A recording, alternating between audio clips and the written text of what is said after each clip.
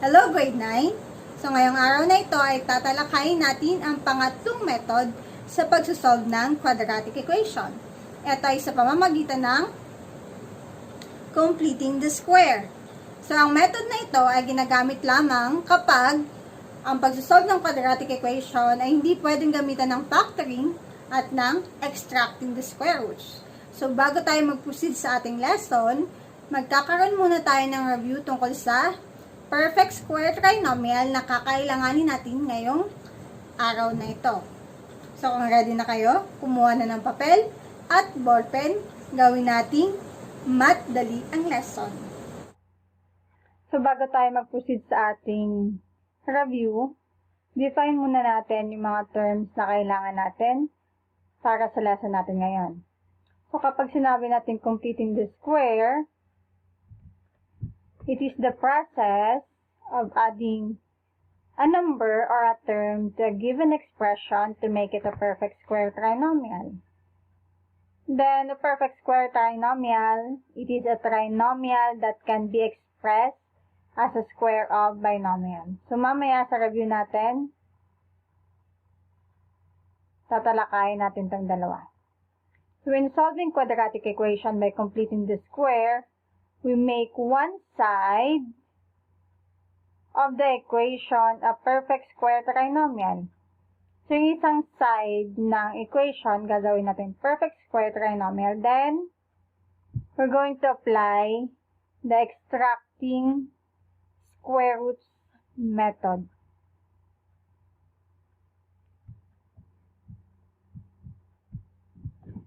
So, start na tayo sa review natin. So, a polynomial is a perfect square trinomial if twice the product of the square roots of the first and the last term is equal to the middle term regardless of its sign. So, example of perfect square trinomial. So, paano natin masasabi na ito ay example ng perfect square trinomial? So, sabi sa definition, dapat yung middle term is twice yung product ng square roots of the first term and the last term. So, ano ba yung square root ng first term? That is 1x or just x. Square root ng last term natin ay 6. And then, 1x or x times 6, that is 6x. Twice the product. That is 12x. So that is the middle term. Second example. Let's get the square root of the first term. Square root of 4x squared is 2x. Then multiply by the square root of the last term. So your last term is 9. Square root niyan ay 3.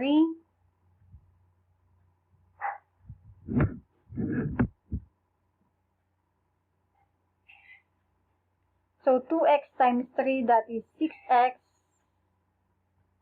Then, twice the product, that is equal to 12x, regardless of the sign. Next. Square root of the first term is 5x. Square root of the last term is 4. Multiply, you have 20x. And then twice the product. Sagot ay 40x, which is the middle term of the given polynomial.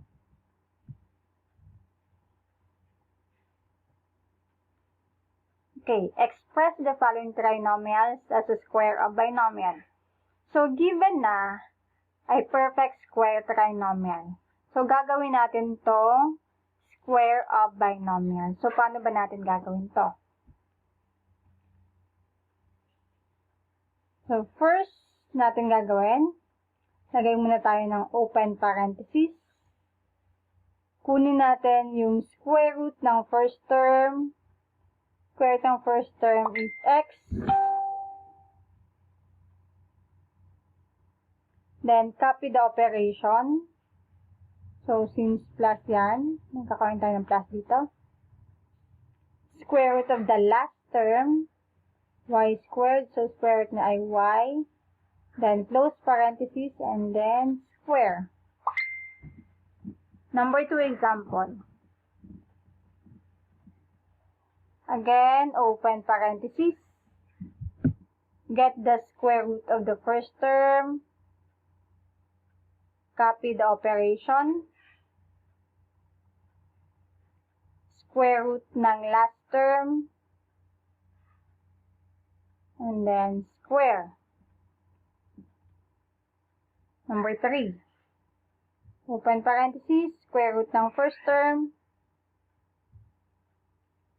Copy the operation. Square root ng last term.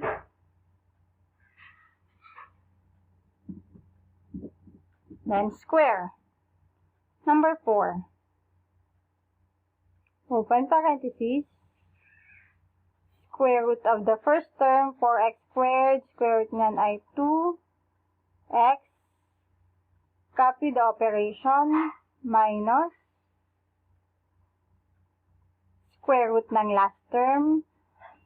5. Close parenthesis. And then square. Number 3 example. Open parenthesis. Square root of the first term. 1/2 x. Copy the operation. Plus. Square root of the last term.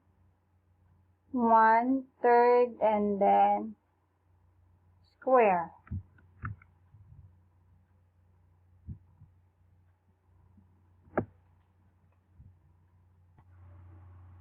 So, another topic na kailangan natin para sa lesson natin ngayon ay ito. So, what number must be added to the following expressions to make it a perfect square trinomial? So, yung gagawin natin, kunin natin yung, disregard nyo lang yung sign. Kunin natin yung middle term or the b. Yung b natin ay 6. Then, times natin yung b natin by 1/2. So, 6 times 1, 6. Divide by 2. 6 divided by 2, 3. Then, square natin yung quotient. 9. So, yung ilalagay natin dyan sa blank. To make it a perfect square trinomial ay 9. Number 2, identify niyo yung b. b is equal to 12 times 1/2. That is equal to 12 divided by 2. So, 12 divided by 2 ay 6. Then, square the quotient. 6 squared ay 36.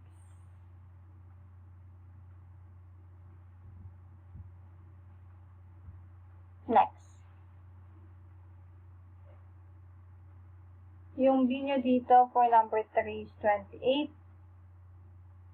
times 1/2. That is equal to 28 divided by 2.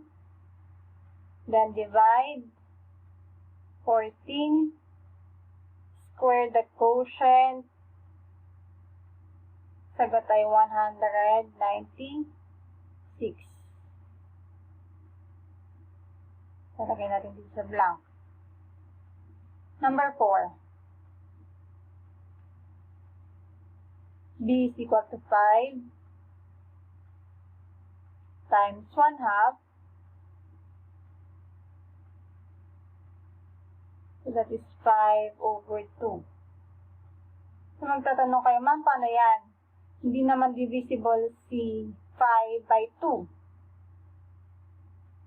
So, ayan na lang natin maging fraction yan. So, 5 over 2, then square natin. That is equal to 25. So, square nyo yung numerator. 5 squared is 25. Square the denominator, that is 4. Sagot ay 25 over 4. Next. B nyo is equal to 7 times 1/2 equal to 7 over 2. Again, hindi divisible si 7 by 2. So, hayaan na lang natin maging fraction. So, 7 squared, that is equal to 49 over 4.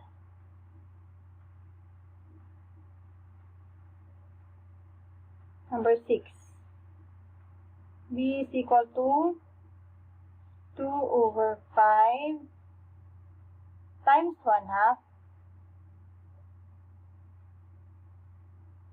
That is equal to 2 over 10.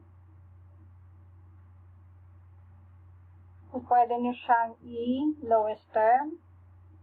1 over 5. And then, square equal to 1 over 25.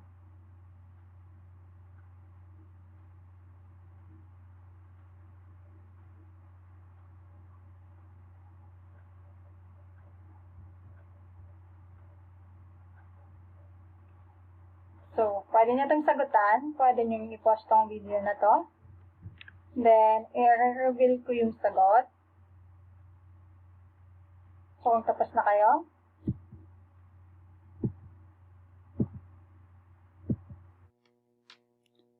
So, these are the steps in solving quadratic equation by completing the square. First, transpose the constant term to the right side of the equation, leaving the quadratic and linear term on the other side. Number 2, if a is not equal to 1, divide each term by a, then simplify if possible. If a is not equal, or if a is equal to 1, there is no need to do this step. Number 3, multiply b by 1/2, then square the product. Number 4, add the resulting number to both sides of the equation.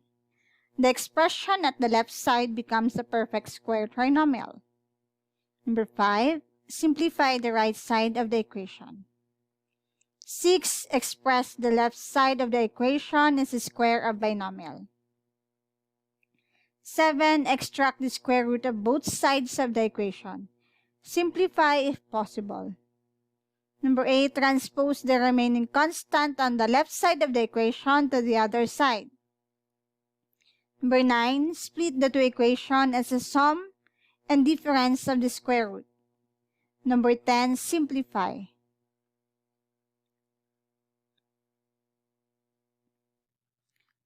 So let's have our first example. So we have 2x squared plus 4x minus 16 is equal to 0. So first step, identify your a. So if your a is not equal to 1, you need to divide each term by your a. So since ang a natin dito ay 2, divide natin tong whole equation by 2. Then we're going to have a new equation as x squared plus 2x minus 8 is equal to 0. Then transpose the constant. We have x squared plus 2x is equal to 8. Then, make the left side a perfect square trinomial. So, maglagay lang muna tayo ng blank. We have x squared plus 2x plus blank is equal to 8 plus blank. So, kung ilalagay natin dito sa left side, dun din yung ilalagay natin sa right side. So, paano natin gagawin perfect square trinomial to? Kanina sa review, diniscuss ko na yon. We have b is equal to 2. And then, multiply it by 1/2. 2 times 1/2 is 2 over 2. Simplify, that is equal to 1. And then, square. 1 square is equal to 1. So, ilalagay natin sa blank natin ay 1. Let's write our equation. We have x squared plus 2x plus 1 is equal to 9. Since ito ay perfect square trinomial, we can rewrite it as square of binomial. We have x, copy the operation, plus 1 square is equal to 9. The next step, we need to use the extracting square root method. So, extract natin yung left side, extract natin yung right side. Cancel. We have x plus 1 is equal to positive, negative 3. Next step, transpose natin yung constant from left to right. We have x is equal to positive, negative 3 minus 1. And then, split natin yung equation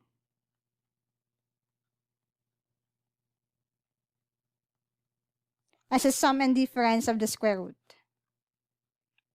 So, we have x is equal to yung positive 3 muna, minus 1. And then, x is equal to yung negative 3 minus 1. Then, we simplify. X is equal to 3 minus 1, that is equal to 2. Then, x is equal to negative 3 minus 1 is negative 4. So, the roots of 2x squared plus 4x minus 16 is equal to 0 are positive 2 and negative 4. So, let's have the second example. So, second example, we have 5x squared minus 20x is equal to 5. Again, our a is not equal to 1. So, we need to divide each term by 5 since ang a natin ay 5.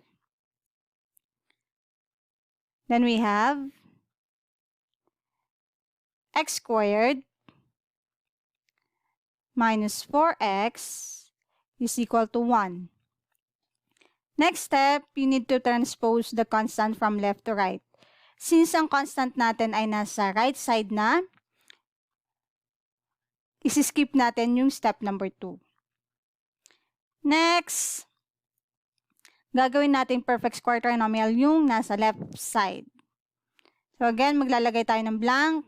We have x squared minus 4x plus blank is equal to 1 plus blank. Identifier b, b is equal to 4, multiply it by 1/2. You have 4 over 2. Simplify. You have 2 and then square.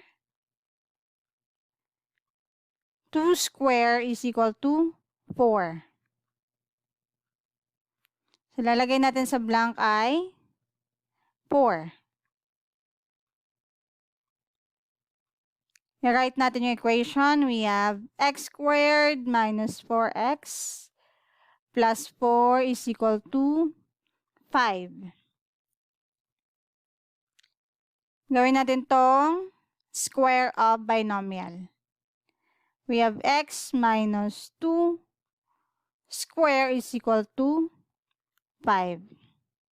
Then apply the extracting square root method.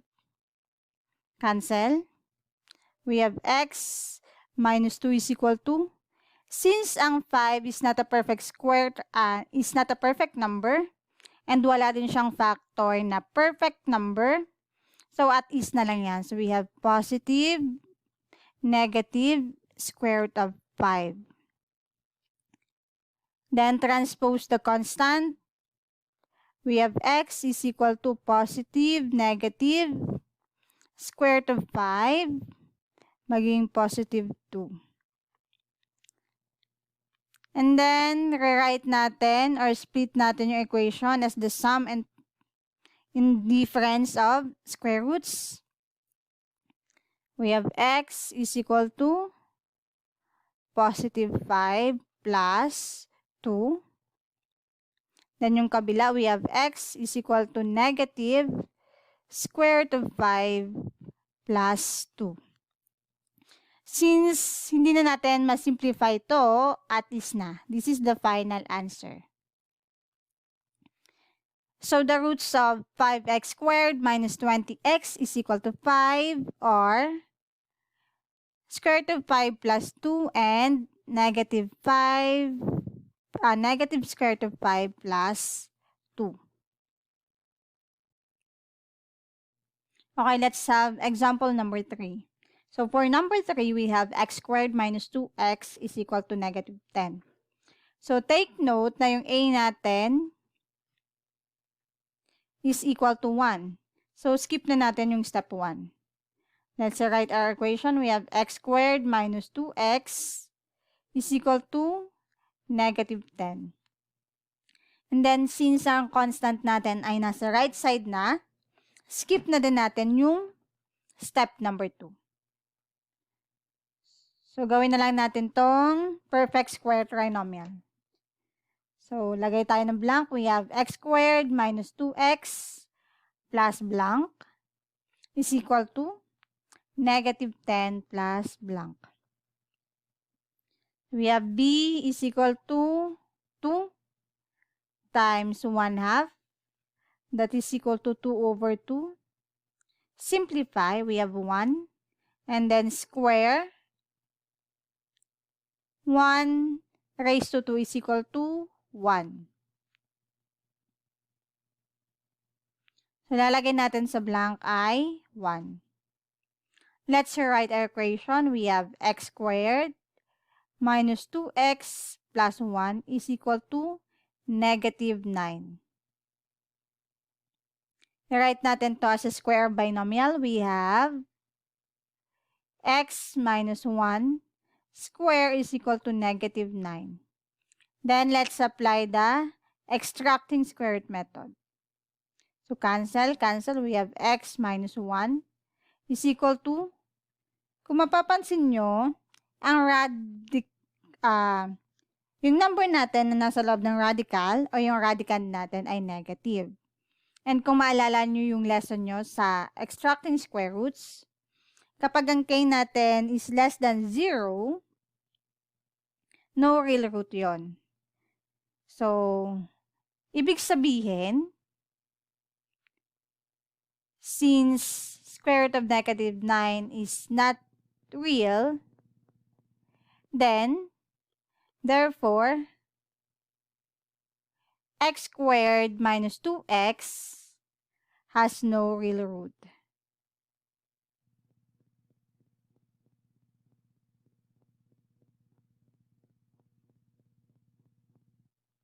Okay. Let's have example number 4. So, example number 4 natin. Again, ang a natin ay equal to 1. So, no need to divide your equation by your a. So, proceed na tayo sa step 2. Let's just rewrite the equation. We have x squared minus 10x plus 21 is equal to 0. Then, transpose lang natin yung constant. So, we have x squared minus 10x is equal to negative 21. Then, lagay tayo ng blank para gawing perfect square trinomial yung left side. Is equal to negative 21 plus blank. We have b is equal to 10. Multiply it by 1/2. That is equal to 10 over 2. And then simplify, we have 5. And then square, 5 square is equal to 25. So, lagay na natin yung 25 sa blank.